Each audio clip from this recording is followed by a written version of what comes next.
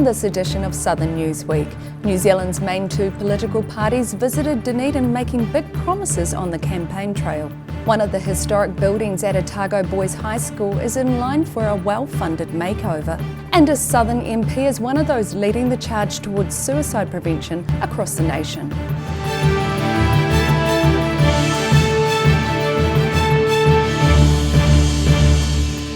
Katoa ko Melissa Barton Aho. The National Party says it will spend $140 million on a raft of transport projects across the south if elected. This includes a $400,000 commuter rail link between Mosgiel and Dunedin. National Party Transport spokesman Chris Bishop revealed his party's transport package at Dunedin's railway station this morning. A promise of funding for commuter rail between Dunedin and Mosgiel would be a boost for the mothballed Dunedin Railways, a company owned by Dunedin City Council which provided tourist excursions up the Tairi Gorge. We know that the Dunedin City Council is interested in exploring commuter rail between Mosgiel and Dunedin. We know that the rail union down here is interested in doing the same as well. National would provide $100,000 for a feasibility study, plus another $300,000 towards a trial of the commuter service. And we think that Dunedinites have shown that there is interest in getting out of their cars and getting into rail in order to travel from Mosgiel to Dunedin and back and forth. Among other projects are roading improvements, bridge upgrades and an investigation of a heavy traffic bypass for Mosgiel. If elected in, work would begin immediately to deliver passing lanes and safety improvements to the many black spots on the road between Queenstown and Te Anau. 210 crashes on that route in the last decade or so. That is also a road that is overdue for an upgrade. The spending is part of the party's proposed $31 billion nationwide transport infrastructure plan. In Dunedin, the South today. While in Dunedin recently, Prime Minister Jacinda Ardern addressed a meeting of the Otago and Southland Employers Association. The main topic up for discussion was the region and nation's economic recovery following COVID-19. Prime Minister Jacinda Ardern was welcomed into a meeting of the Otago and Southland Employers Association in Dunedin last night, ready to share her party's plans for the nation's economic recovery. And my goal is that in amongst that uncertainty, what we can at least provide is the certainty around our elimination plan and the certainty that we do have a plan for the future to continue to support our businesses, our job creators, and make sure that we are building back better in the long run. While the Labour leader made mention of the construction sector and large projects including the new Dunedin Hospital, the city's Mayor Aaron Hawkins asked Jacinda Ardern what her plan is to tackle the large number of women out of work following COVID-19. Ardern telling the city's mayor she had different unemployment figures.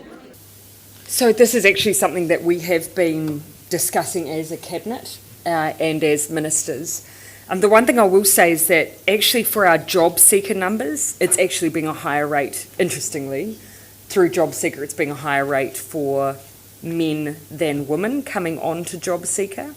That, however, may simply be illustrative of the fact that women are taking up more informal caregiving roles or alternatives. So I'm not sure that that necessarily reflects exactly what's been happening in the COVID environment. While in Dunedin, the Prime Minister also visited hillside workshops and gave yesterday's post-cabinet COVID-19 announcement to the nation. In Dunedin, the South today. World Suicide Prevention Day took place earlier this month. This year, the recently formed Mental Health and Addiction Wellbeing Group is hoping to garner cross-party support for a way forward. Waimakariri Member of Parliament Matt Ducey chairs a mental health and addiction group and says the group is pleased to release its inaugural report. To agree a long-term policy setting, so no matter who or what parties make up New Zealand governments going forward, we're all committed to a policy direction that aims to make all suicides preventable in New Zealand. Provisional figures show more than 650 people ended their lives from June last year to the end of June this year. Ducey says he and other politicians have heard members of the public are wanting more action on the issue of suicide. One thing I think all politicians of whatever party they're from has heard the call from people in New Zealand that they want politicians to work together in a bipartisan approach to address the rising demand for mental health services in New Zealand. The Mental Health and Addiction Wellbeing Group includes representatives from all 5 parties in Parliament. Matt Ducey says more people in the rural area he represents are taking their own lives than those in cities. And one key thing this report does highlight is that when you look at suicides in our rural communities, there's a high prevalence of those people who commit suicide have not previously engaged with health services before. So that makes sure that we need to invest heavily into organisations like Rural Support Trust to make sure that those who are working on the ground in our rural communities are the ones doing life-saving work around suicide prevention workshops. He says the group's first report, Zero Suicide Aotearoa, makes the claim that all suicides in New Zealand are preventable. In Amberley, the South Today.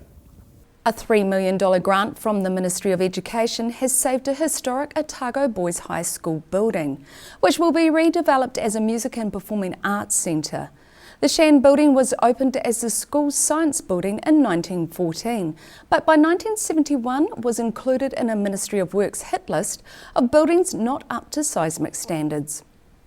A building set to strike a chord with music students. I'm genuinely elated, actually.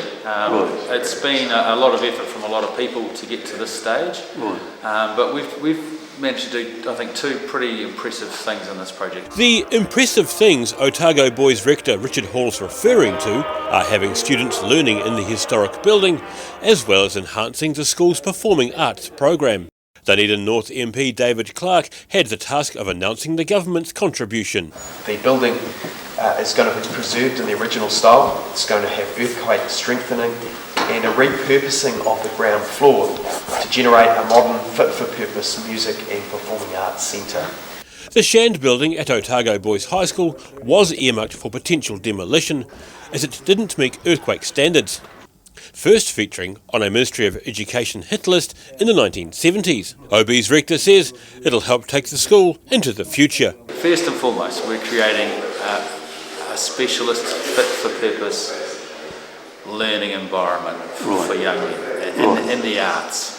Something that we do well here. Richard Hall says school old boys clearly wanted the building saved, but physical work on the project isn't expected for about a year. Hoping that by October next year we could be have begun the actual physical building. School authorities said the building had been deteriorating more recently, but worries about possible demolition have now been ended by the promise of ministry funding. In Dunedin, the South Today. Still to come on this edition of Southern Newsweek. The election hustings come to Balclutha with the majority of candidates standing, taking part in a debate. And a crusty corner in North Dunedin is looking a bit more like Jurassic Park, thanks to a local artist. So see you after the break.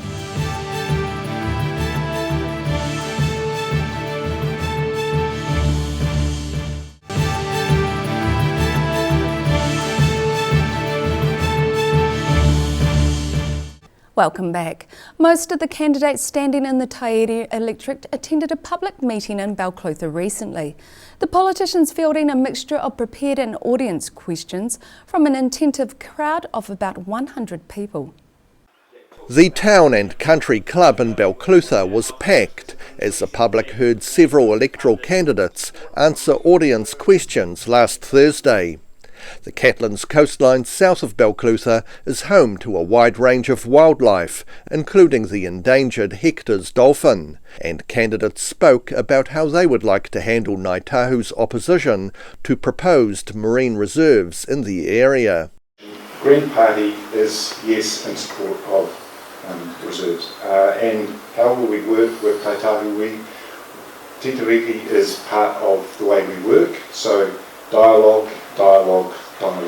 That's how we work. I think the way to work with iwi, in my experience, and I've had a lot of experience working with iwi, is to involve iwi right from the beginning of the discussion and show the respect that way and work through it. The topic of Milton being likely to lose its one St John paramedic was also raised. I think it's disappointing what's happening in Milton now. I think we've got to work, and I know a number of people in this room have been working as well as what we've been doing to ensure that we can give some certainty, I think, to St John, that we care about keeping local services local. New Zealand First candidate Mark Patterson says his party is committed to substantially increasing government funding to the St John ambulance service.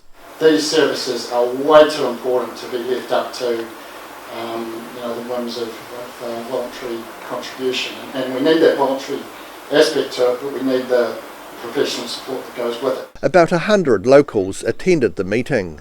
In Balclutha, the South Today. Momentum ahead of next month's Otago Museum Dino Revolution exhibition is gathering speed, with a local artist being commissioned to bring an ancient creature to life on a city wall. A creature thought to have been extinct for millions of years is staging a rebellion on a North Dunedin wall. Oh, we are so pleased to have Bruce working with us on this. It's amazing. He's offering his time and his skills, and it's just brilliant. We're really happy that Amber from the Goods Co has organised that, and that Krusty Corner are letting us use their wall. It's amazing. Dunedin artist Bruce Mahalski is being commissioned by Otago Museum to paint this dinosaur, and says although his work is on many walls around Dunedin, this is kind of a new experience for him. So it's fun painting dinosaurs. I haven't painted a dinosaur before, so when the museum offered me a chance to paint one, I just leapt at it. Mahalski says he's enjoying transforming this area from Krusty Corner to Jurassic Park, especially as the subject matter pays respect to dinosaur hunter Jo Whiffen. Who was the retired lady that was the first person to discover dinosaurs in New Zealand. There's been a bit of debate amongst us, but I am pretty certain that the first bone she discovered was a tailbone of a pteropod, which is like an allosaur, megalosaur type, small carnivorous dinosaur. And so this is what this is. Otago Museum's marketing manager Kate Oktai has been on site since around 9 a.m. and says many people have noticed Bruce's work unfolding. She says they've received really good feedback from passers-by. Oh, it's amazing. I guess, the more people that get to see this and hear about our exhibition, the more people will come over, and it's going to be an incredible exhibition. We're really lucky to have got it over from Australia, and really excited about it opening. She says as Dunedin should be at COVID-19 alert level 1 by the time Dino Revolution opens on October the 3rd, people can expect more hands-on dinosaur activities. In Dunedin, the South Today. More than 2 years after its old building was closed due to earthquake concerns, Invercargill Museum's new home is almost ready. Marking the occasion, local iwi blessed the site and delivered a taonga known to generations of Southlanders. A taonga, familiar to many Southlanders, made its journey to its new home yesterday. Iwi gathered at the new Transitional Museum in Invercargill to bless the site ahead of its public opening on Saturday. Te Mauri o Te Māori, known to generations of Southlanders who touched it as they entered the Southland Museum and Art Gallery, was moved from the pyramid site to be installed at its new transition space. The blessing marks more than 2 years since the Southland Museum and Art Gallery pyramid was shut, and 6 years since the Invercargill Public Art Gallery was shut, both due to earthquake concerns. Southland Museum and Art Gallery Board Kaitahu representative Evelyn Cook says the iwi was looking forward to its taonga once again being part of the daily life of the local community. Art Gallery chairwoman Lindley Irvine says there are a lot of changes going on in Invercargill, so it was pleasing the museum was able to provide a space within the centre city where people could come and reflect on their community. The Hiwaka Tuia Art and Museum opens to the public at noon on Saturday. In Invercargill, the South Today. Pupils at Grant Braes School are amongst about 1 million people across the country, celebrating the Māori language moment. Senior pupils participated with a kapahaka performance and waiata.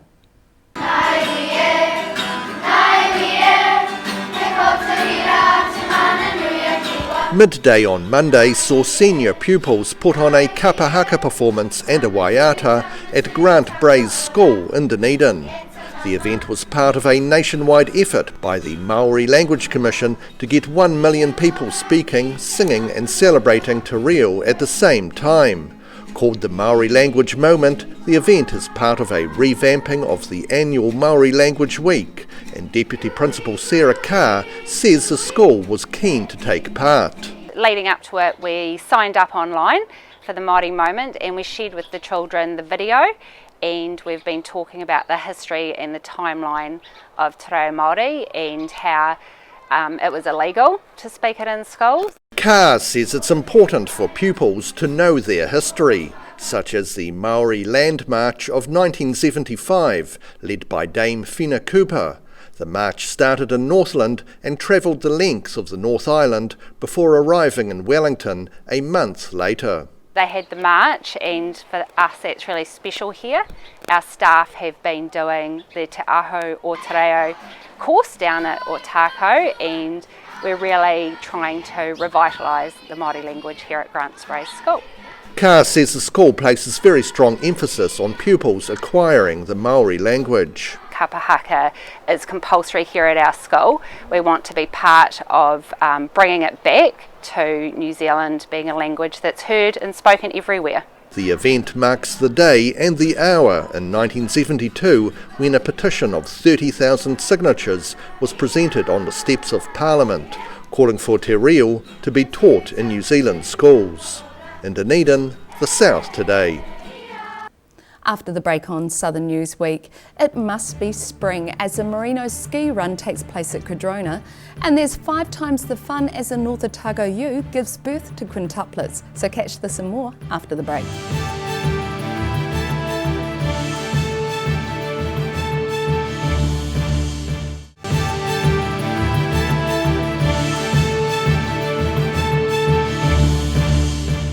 Thanks for staying with us. The annual Merino Muster cross-country ski race has been held at the Snow Farm in the Cadrona Valley.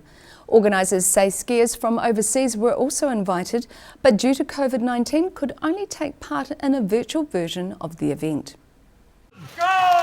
And they're off. The 26th Merino Muster cross-country ski race at the Snow Farm in the Cadrona Valley on Saturday saw a slightly reduced field compared to other years due to COVID-19 travel restrictions. I think we had over close to 200 internationals last year, and they just can't. I mean, the reality is we miss having them here, and we have a virtual race that a lot of them have been taking part in. How does that work? You just go out and you track using Strava or one of these wonderful apps that tracks where you go. And GPS, and then you upload that, and it's a little bit of an honesty system, but they're doing 42 Ks, and we send them a medal, and we still have a way of saying, hey, you're not here, but you took part. Lee says competitors were allowed to race without masks over the 7-kilometre looped track. All of our indoor crew are wearing masks because we're a major contact point, and then we're asking in the start line where there's the potential for there to be close to 100 people, that people wear face coverings. But we're not going to exceed, that's our major congestion point, and we're well under 100 for that today. There were 4 races of different duration, with the longest being 4 loops of the track, a total of 28 kilometres, which was won by New Zealand's top cross-country skier Campbell Wright, who maintained a substantial lead throughout the race and said he was pleased with the snow conditions. Yeah, the course is pretty good. I quite enjoyed the first lap because it was all very nice and groomed, fresh tracks, it was real good. But yeah, it was. I think it was pretty consistent with all the other years, like the hardness and amount of climbing and everything. But yeah, loved it, and it was good to see all the other people out there as well. The course was smaller than previous years due to less snow having fallen over winter. In Cadrona, the South Today. The owners of a lifestyle block near Palmerston did a double take on the weekend when one of their ewes delivered 5 lambs. The couple, who have about 50 sheep on their property, say they've never seen such a large number born to a single ewe before. Sue Risman grabs more than a handful of spring lambs on her lifestyle block near Palmerston. The 5 lambs were all born on Sunday to a single ewe, who has already proved to be fertile in previous years. This is her 3rd lot of lambs. She had twins and she had quads last year. And I thought she'd had 4, and that was it. It was enough anyway, absolutely. And then I looked again, it was another lamb. The 5 lambs will have to be helped out with supplementary feeding because sheep only have 2 teats and aren't really suited to large numbers of lambs each spring. It's quite rare to have quads. So quins is sort of like, yeah, I don't know, I think it's very unusual. The lifestyle block is home to 47 ewes, which mostly have delivered twins and triplets. But the mother of these quintuplets has already stood out a bit from the rest. So Mum is no nuts, and she's called no nuts because she wouldn't eat sheep nuts. All of my ewes will come up to me and eat nuts out of my hand, but she wouldn't, and so she was always cautious until she lambed, and then when she lambed the first year she started eating nuts, but she's still called no nuts.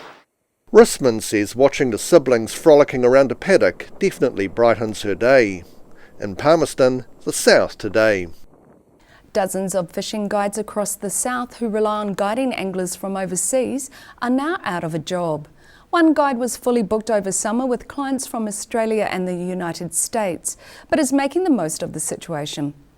Overseas tourists fishing for trout look set to be staying away from New Zealand rivers such as this thanks to border restrictions from COVID-19.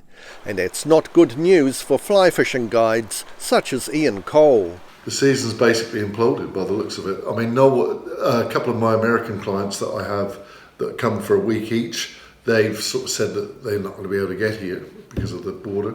My Australian guys are still hopeful, and I was booked out for the season, so that would have been booked out until the end of March, so from the middle of October through to the end of March. And basically it doesn't look like it's going to happen at all. Other than guiding the occasional New Zealander, Cole says his time over summer will be his own. I'll get the opportunity to fish for myself and find some new water for clients, but basically just pull my boat in really and just go with the flow really. He says the current situation will be worse for some other guides with young families to support, but he's sure the clients will come back when the borders reopen. In the meantime, it's a good chance for New Zealanders to get out in the rivers and streams. So I think Kiwis are going to have a magnificent opportunity to explore their own, very own doorstep, which is, regardless of what we're told, it's still the best fly fishing in the world. The main trout fishing season begins at the start of next month, with the high country season beginning in November. In Wanaka, the South Today. And that wraps up this edition of Southern Newsweek. For the latest news from the Southern region, head online to odt.co.nz and follow Channel 39 on YouTube and Facebook. Ka kite anō.